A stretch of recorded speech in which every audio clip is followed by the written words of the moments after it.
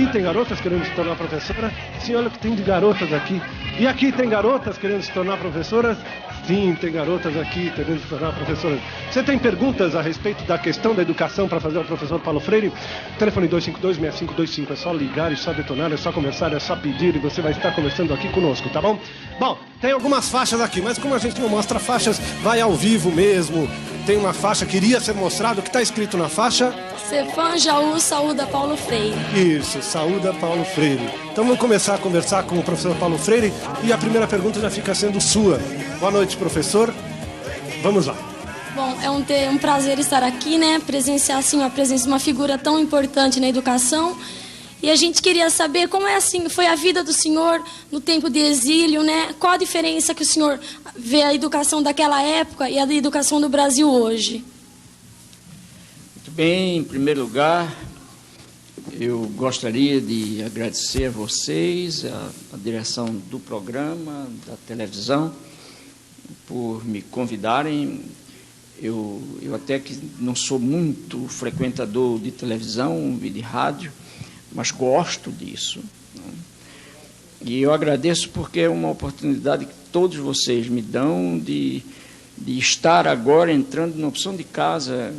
O que não é bom é sempre de licença, mas, de qualquer maneira, e estender a nossa conversa até um sem número de outras brasileiras e brasileiros. Em seguida, eu te diria que a tua pergunta, a primeira pergunta, nos levaria a uma conversa que superaria o tempo do programa. Então, eu tenho que fazer uma limitação e uma contenção no meu gosto de falar, não? E na minha precisão de falar. Eu te diria, em primeiro lugar, que o meu tempo do exílio foi um tempo de intensa aprendizagem. Quer dizer, eu aprendi muito durante o exílio, mas não é fácil, é uma aprendizagem difícil, porque é uma aprendizagem que você faz longe da sua realidade, do seu contexto, longe de sua família, de seus amigos, do cheiro do chão, da cor das nuvens, do gosto da comida, e não é fácil a gente aguentar essa saudade grande.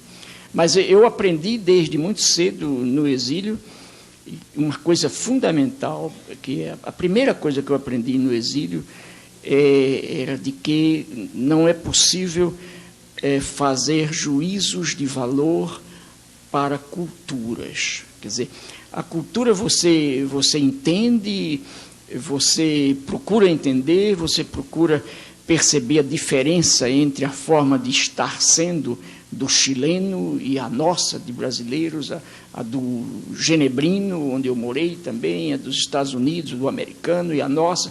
Mas não cabe a gente dizer, no Brasil isso é melhor, no Brasil é melhor do que aqui, o Brasil é melhor do que aqui. Não dá, porque é simplesmente diferente, não é melhor nem é pior. Isso foi um grande aprendizado que eu fiz. Agora, fundamentalmente porque do exílio você toma distância do Brasil, quer dizer, do seu contexto. E quando você toma distância, você revê e se revê no contexto que você revê. Quer dizer, você reaprende ao ver como você aprendeu e como você atuou.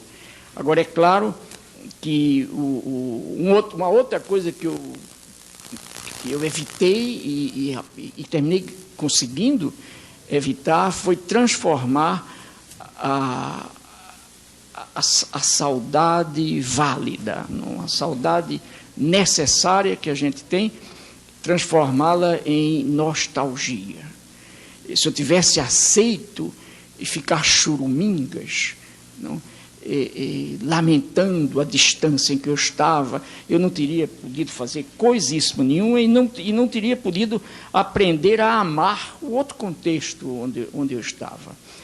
E aprendi muito na medida em que eu andei pelo mundo todo, quase todo. Eu aprendi, sobretudo eu andei não como turista, mas eu andei como educador, examinando, ouvindo os educadores nacionais dos países que eu visitava, eu podia comparar conosco, e isso me foi muito rico. Mas, como eu te dizia, a tua pergunta já fica pela metade apenas respondida, porque não dá tempo. Vocês são tantos que... E são muitas as perguntas também. Por exemplo, tem um garoto aqui querendo perguntar. Hoje, raridade, porque está sim de garotas aqui.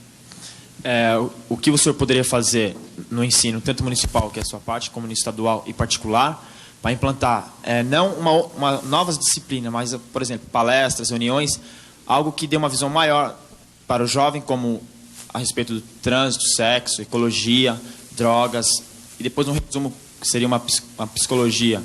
O que o senhor poderia fazer a respeito disso? Você diz agora, como secretário? Não. Sim, ou mesmo fora, mas sim. Uma força. Claro. Eu tenho a impressão de que a tua pergunta se situa exatamente no campo do que a gente chamaria de educação informal, quer dizer, de uma educação que não sendo antagônica à educação formal, a essa que a escola deve dar, ela pode, porém, complementar a educação que se dá dentro da escola. Eu participei de algumas dessas experiências de educação informal dentro do Brasil e fora do Brasil.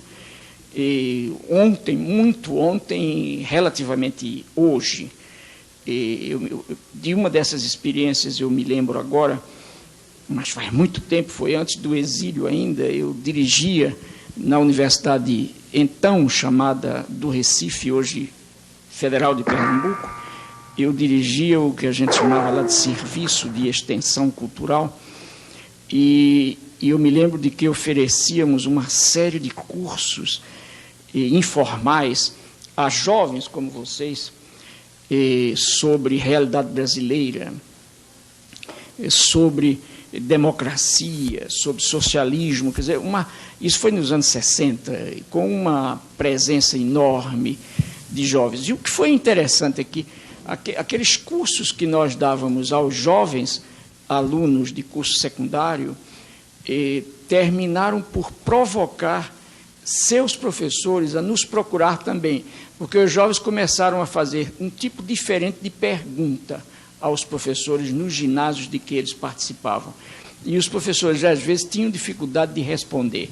E os jovens estavam ganhando um tipo de conhecimento um pouco mais rigoroso do que os professores deles. Então, os professores também nos procuraram e nós passamos a dar cursos informais a eles também. Olha, eu acho, para concluir, eu acho que isso é um direito dos jovens, um direito nosso, dos jovens como dos velhos também, dos velhos que não se deixam envelhecer, o direito de continuar conhecendo, o direito de continuar curioso. Por exemplo, eu apesar da minha idade, eu tenho horror, precisamente porque eu me sinto muito moço, eu tenho horror a dar conselhos, e não dou nem a meus netos. Mas se eu tivesse de dar algum conselho a vocês aqui hoje, seria exatamente o seguinte: primeiro, não deixem morrer em vocês os jovens que vocês estão sendo e os meninos e meninas que vocês foram. Segundo, por isso mesmo, não permitam matar em vocês a curiosidade permanente diante do mundo. Muito bem. Legal. Vamos fazer o seguinte, vamos para a rua. A gente tem 2 matérias a respeito da questão de educação ligada ao professor Paulo Freire. Vamos lá.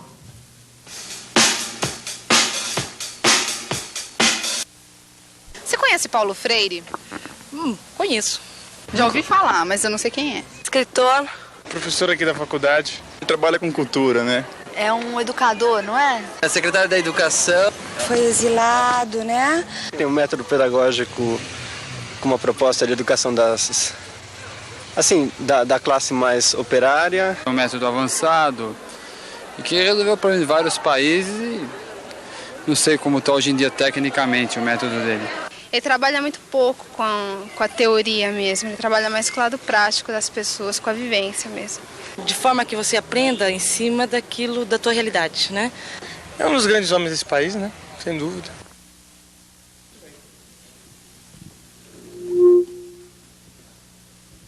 É que o meu pifou ali, estou usando o microfone do senhor aqui, enquanto conserto o meu aqui.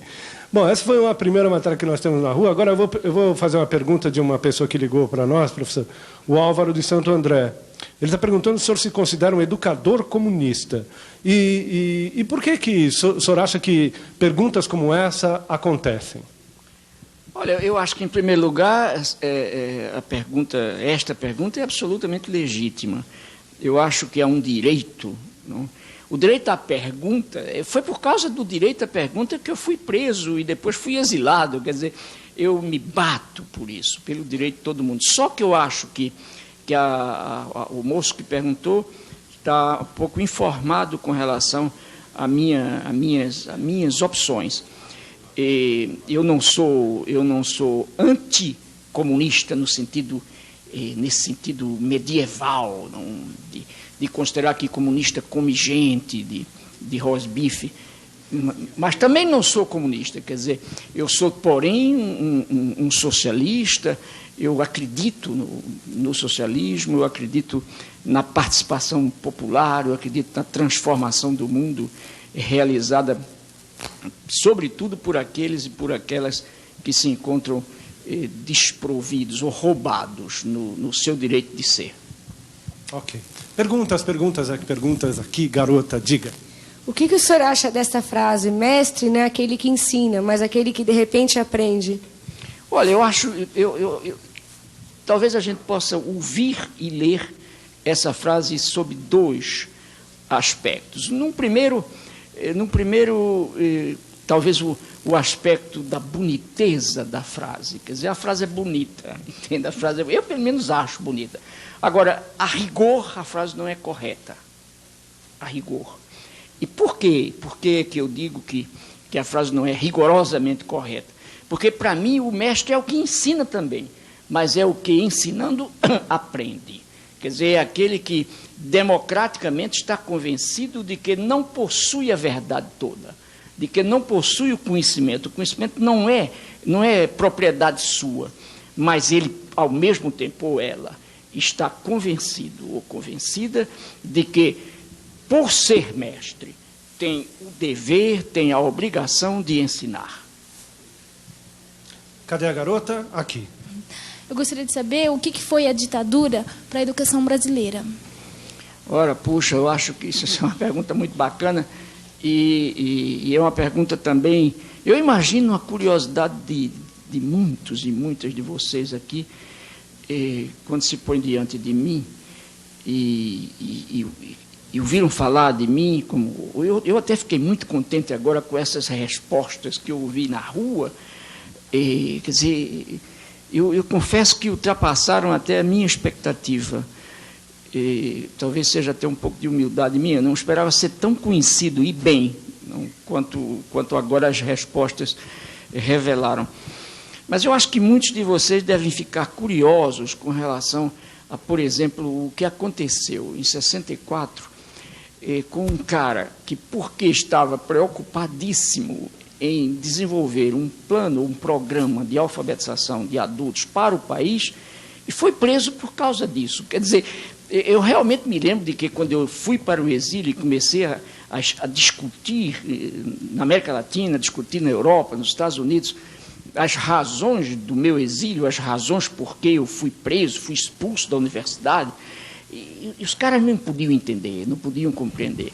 Evidentemente, eu fui preso, eu fui exilado por causa da ditadura. Quer dizer, a ditadura considerou, a ditadura militar de 64, considerou, e não só considerou, mas disse por escrito, publicou, que eu era um perigoso subversivo internacional, um inimigo do povo brasileiro e um inimigo de Deus. Quer dizer, ainda arranjaram essa carga para mim de ser inimigo de Deus. E, puxa, a ditadura, eu acho que a ditadura estragou esse país da gente durante muito tempo e continua estragando hoje. Quer dizer, evidentemente que a ditadura militar não inaugurou no Brasil o autoritarismo. Quer dizer, o autoritarismo está entranhado na natureza mesma da nossa sociedade. O Brasil foi inventado autoritariamente, mas os militares deram uma indiscutível contribuição ao autoritarismo. Quer dizer, eles ajudaram muito a crescer o autoritarismo, a violência, a mentira. Foi uma coisa trágica isso. Eu acho que esse período de ditadura no Brasil, Deus queira, agora diria eu, que jamais se reinvente. Quer dizer, que o meu gosto é que nós todos, brasileiras e brasileiros, meninos, meninas, velhos, maduros, que nós todos tomemos um tal gosto pela liberdade, um tal gosto pela presença no mundo, pela pergunta, pela criatividade, pela ação, pela denúncia, pelo anúncio, que jamais seja possível, no Brasil, a gente voltar àquela experiência do pesado silêncio sobre nós. Muito bem. É o seguinte, segunda parte do programa, Eduardo Araújo vai estar conosco. Por enquanto, estamos conversando com o professor Paulo Freire. Diga, garota. Qual é o seu posicionamento com relação ao Cefam? O senhor acha que é uma solução para uma formação melhor do professor? Seria uma saída para a educação? Agora, um momentinho só. Eu gostaria que você explicasse, para quem não conhece, o que é o Cefam. O Cefam é um centro específico de formação e aperfeiçoamento para o magistério, onde os alunos ficam no período integral, tá? Nós recebemos uma bolsa para isso e é mais ou menos isso, tá? Okay.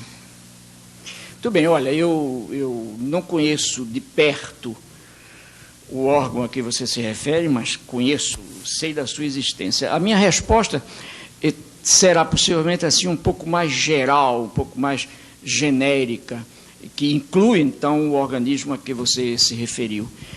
Eu acho que a formação nossa de educadores deveria ser uma das preocupações centrais da administração pública. Quer dizer, mas há entre nós um tal desrespeito pela pessoa, pela figura, pela tarefa do educador e da educadora, que a formação é relegada a um plano inferior. Quando eu vou dizer uma coisa a vocês que é absolutamente verdadeira. Por exemplo, se dependesse de minha opção assim direta, eu preferia 1000 vezes ser professor de uma escola normal, de um organismo como esse, a ser professor de cursos universitários, mesmo de pós-graduação. Quer dizer, eu acho de uma importância fantástica. Por isso é que, depois que voltei para o Brasil, eu não recusei um convite que me tenha sido feito para falar para moços e moças como vocês e que estudam nos cursos de formação. Então, a minha resposta, em suma, para ti, é a de que eu sou a favor e até que obrigo pela formação permanente do educador e pela formação rigorosa das jovens e dos jovens que amanhã assumirão as tarefas de educação ou de educadores dos meninos e meninas brasileiros. Muito bem. Vamos para o telefone. Tem gente no telefone, existem pessoas querendo falar com o professor. Alô? Alô? Oi, tá longe. Quem é? É Leia. Leia de onde? Pompeia. Pompeia, aqui pertinho e tão longe, né? Uhum. Diga, Leia. Eu gostaria de saber do professor qual é o encaminhamento, o que foi feito a respeito do projeto MOVA. Exato. O projeto MOVA é um dos projetos que eu diria assim um dos encantos para mim da Secretaria de Educação. O projeto MOVA me teria que fazer recordar indiscutivelmente minha experiência de tantos anos atrás, quando eu coordenei, quando eu dirigi no Plano Nacional, em Brasília, o Programa Nacional de Cultura Popular e de Educação Popular. Só que agora a gente está fazendo isso, possivelmente está tentando fazer, possivelmente, e o que deveria ser, de forma um tanto diferente. Quer dizer, agora nós estamos tentando trabalhar diretamente em relação com os movimentos sociais populares. Quer dizer, nós não temos no projeto MOVA propriamente educadores por cuja tarefa, nós nos responsabilizamos diretamente. Os educadores são dos movimentos, nós assumimos a responsabilidade da formação técnica, científica dos educadores e das educadoras e passamos também verbas, ou repassamos verbas para os movimentos que pagam aos educadores. Possivelmente nós não tenhamos porque o nosso sonho era, até o fim deste ano, alcançar 2.000 centros de alfabetização de jovens e adultos. Possivelmente não alcancemos os 2.000, mas até o fim do ano que vem alcançaremos. Ok. Cadê, garota? Atenção, diga. O MOVA é um movimento de alfabetização de adultos, né? De jovens. De jovens. Então, eu queria saber, porque esse movimento não está sendo assim divulgado, né? E a gente sabe que mesmo todo mundo levanta a bandeira de acabar com o analfabetismo, e, no entanto, eu fiquei sabendo que foi barrado dentro das escolas estaduais que se efetivasse esse movimento. Eu queria saber por que ocorre isso, de não caminhar junto à Secretaria do Município com a do Estado, para que se amplie esse movimento, que eu acho que a maioria dos professores aqui não conhece os futuros, que é o MOVA, né? Agora, professor, antes disso também tinha uma pergunta a respeito do plano federal. Quem é que tinha uma pergunta aqui a respeito do ministro Chiarelli? Era a garota. Então vamos já juntar o município, o Estado e a federação. Professor Paulo Freire, espera um pouquinho. O que o senhor acha, né, da proposta do nosso ministro Chiarelli, sobre onde diz que ele será o Senna da Educação, propondo que em 5 anos ele acabará com o analfabetismo no Brasil? Tá bem. Eu posso agora tentar uma... Então, nessa tentativa de resposta às duas perguntas que se entrelaçam, eu vou tentar bastante ficar sucinto, mas de qualquer maneira talvez me estenda um minutinho mais só. Em primeiro, eu acho que a tua pergunta tem 2 momentos, tem 2 dimensões. Uma tem que ver com por que não se divulga tanto como se esperava a ação do MOVA. E segundo, a questão da dificuldade que o MOVA estaria tendo junto às escolas do Estado. Eu começaria por aí. Eu acho que não. Eu te confesso, olha, não é que eu queira aqui fazer defesa da Secretaria do Estado. De jeito nenhum, não tem porquê. Agora, o que faz a mim... Eu venho aqui com o gosto da verdade. Posso até errar, equivocar-me, mas eu, pelo menos, não conheço nada que me autorize a dizer que é verdade que nas escolas do Estado estaria havendo dificuldade para a instalação do MOVA. Eu acho que não. Nós temos, inclusive, espaço demais por aí para fazer isso. Agora, com relação a primeira dimensão da pergunta, eu também estranho isso. Quer dizer, eu também gostaria que a imprensa toda, a televisão... Por exemplo, eu vou dizer uma coisa a vocês, pedindo desculpa até, porque pode parecer falta de modéstia. Eu acho que de vez em quando a gente pode ser imodesto, mas não pode ser todo dia. Por exemplo, a televisão canadense fez, uma rede de televisões canadense fez há 5, 6 meses atrás, 2 horas de entrevista, mandou gente aqui fazer 2 horas de entrevista comigo, com referência ao Ano Internacional da Alfabetização. 2 horas de entrevista, de que resultou um compacto de 40 minutos. A televisão japonesa mandou, uma rede de televisões japonesas mandou aqui uma equipe há 3 meses atrás, que passou um dia inteiro, terminou até almoçando conosco em minha casa, um dia inteiro trabalhando comigo e com auxiliares meus, assistentes meus. Sobre isso, a televisão inglesa está chegando dentro de 8 dias aqui para passar um dia inteiro me gravando. Quer dizer, a televisão holandesa foi a única que registrou o lançamento do MOVA. Há 1 ano e tanto atrás, quando a gente lançou, a prefeita Erundina lançou o MOVA, a única televisão que estava lá e registrou foi a holandesa. E eu tenho um filho, que é um violonista clássico, professor na Europa, e que me telefonou dizendo: velho, acabo de te ver na televisão holandesa, formidável, vi tudo, Erundina, o Mova. Quer dizer, ele entrou em contato com o Mova através da televisão holandesa. Eu te digo, às vezes eu fico perplexo. Agora, caindo lá na pergunta da moça, da garota, outra. Olha, possivelmente não, certamente, quando a gente pensa em alfabetização, em programas de alfabetização de adultos, em projetos de alfabetização de adultos, eu acho que a gente deve pensar e deve se preocupar com os seguintes itens, sem os quais não é possível fazer um programa válido.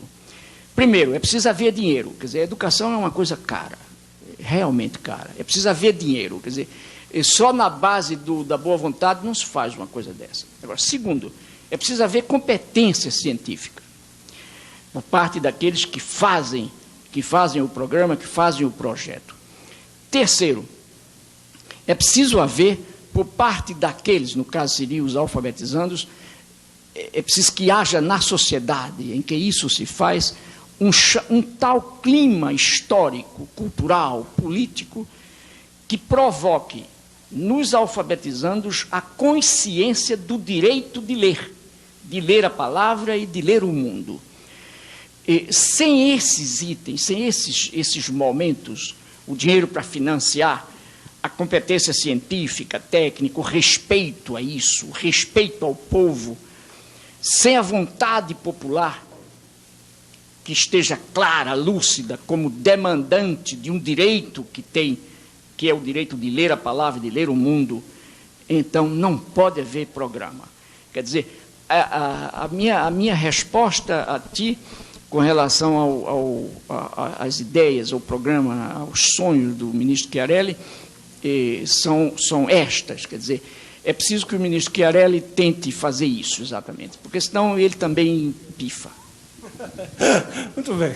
Vamos de novo para a rua ver o que o povo pensa a respeito da questão da educação.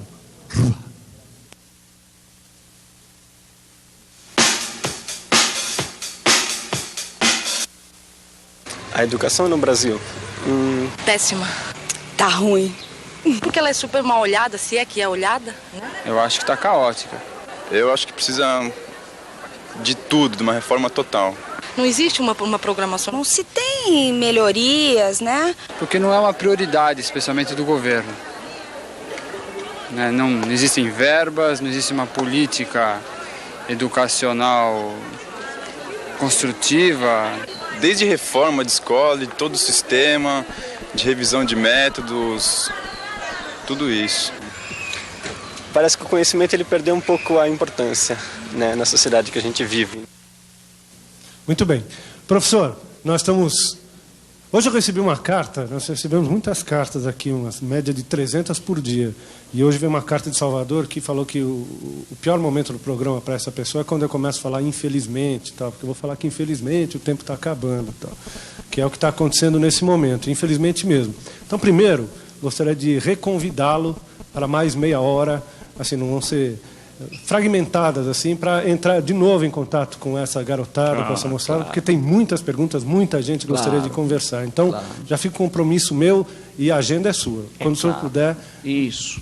E agora, para terminar, eu entrevistei o senhor no início da gestão da Prefeitura Erundina. O senhor tinha muitos projetos, planos, coisas bem definidas, as coisas muito claras. Como é que é? De lá para cá. Sim, puxa. Olha, evidentemente, se você...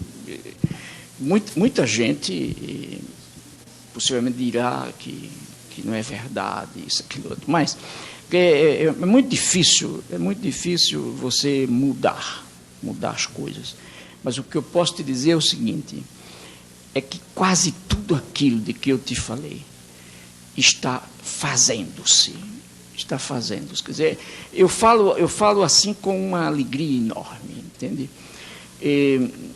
Não de um sujeito que sonha demais, mas de um sujeito que está podendo fazer concretamente. Quer dizer, Naquela época, quando tu me entrevistaste, eu estava aflito, porque eu tinha 300 e tantas escolas em estado de deterioração. E hoje em dia, nós temos daquelas 300 e tantas, só 16 para restaurar. E novas, nós temos 100 e poucas, em processo de mudança radical. E isso é uma coisa que eu gostaria de dizer antes de sair.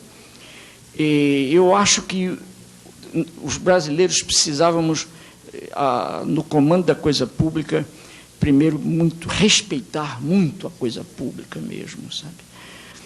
E o Brasil vem sendo e tem sido um país de inaugurações, quer dizer, a gente inaugura, às vezes, até coisa que não pode ser inaugurada, que não está completada ainda. Eu encontrei algumas escolas assim, com placas já de inauguradas, e até hoje a gente nem pôde inaugurar ainda, porque ainda está fazendo a escola que foi inaugurada 2 anos atrás, imagina. Que coisa terrível.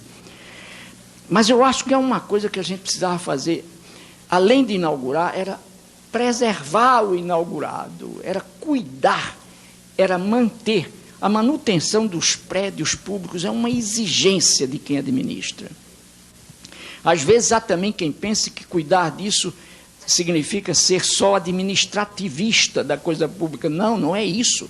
É que se você tem uma responsabilidade pública, você tem que administrar mesmo.